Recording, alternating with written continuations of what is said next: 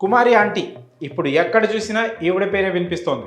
ఇన్నాళ్ళు ఆవిడ చేతి వంటతో ఎంతో ఫేమస్ అయింది. కానీ ఇప్పుడు ఈ మీమర్స్ పుణ్యమా అని ఆవిడ రీల్స్ వీడియోలు తెగ వైరల్ అవుతున్నాయి.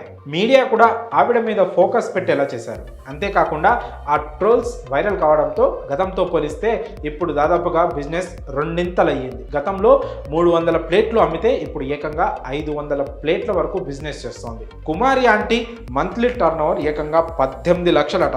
ఇవన్నీ పక్కన పెడితే ఇప్పుడు ఇంకో వార్త స్టార్ట్ అయింది. అదేంటంటే కుమారి ఆంటీ బిగ్ బాస్ లోకి వెళ్తోందంటూ టాక్ వినిపిస్తోంది. ప్రస్తుతం హైదరాబాద్లో ఏ స్ట్రీట్ ఫుడ్ వ్యాపారికి రాని క్రేజ్ కవరేజ్ కుమారి ఆంటీకి దక్కింది.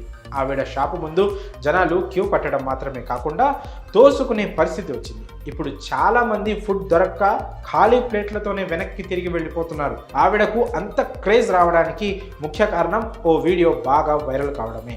ఆ వీడియోలో ఆవిడ అమ్మా మీది బిల్ 1000 అయ్యింది, 2 లివర్లు ఎక్స్ట్రా అంటూ చెప్పింది. ఆ వీడియో కాస్త మీమర్స్ చేతిలో పడడం, వాళ్ళు దానిని వైరల్ చేయడం చేశారు. ఆ తర్వాత అసలు విషయం బయటకు వచ్చింది. ఆవిడ ఆ బిల్లు వేసింది మొత్తం 6గురు తిన్న దానికని క్లారిటీ ఇచ్చింది. అలాగే కుమారి ఆంటీ ఆదాయానికి సంబంధించి కూడా చాలానే వార్తలు వస్తున్నాయి. అయితే వాటిపై కూడా క్లారిటీ ఇచ్చారు.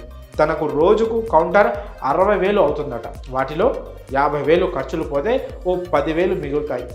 మళ్ళీ వాటికి అదనంగా పని వాళ్ళ ఖర్చులు కూడా ఉంటాయట. అన్నీ పోను నెలకు 1,50,000 వరకు ఆదాయం ఉంటుందని చెప్పుకొచ్చారు కుమారి ఆంటీ.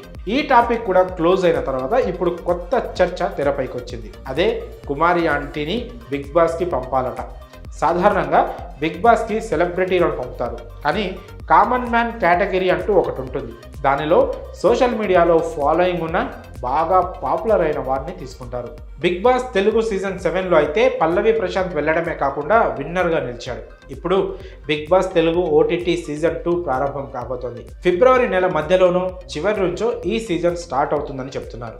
ఇప్పుడు ఆ బిగ్ బాస్ ఓటీటీ సీజన్కి కుమారి ఆంటీని తీసుకోవాలంటూ ఆవిడ ఫ్యాన్స్ డిమాండ్ చేస్తున్నారు. అలాగే ఆవిడ లాంటి సెల్ఫ్ మోటివేటెడ్ ఉమెన్ అలాంటి రియాలిటీ షోకి వెళ్తే మరింత మందికి స్ఫూర్తిని ఇచ్చిన వాళ్ళు అవుతారంటూ చెప్తున్నారు.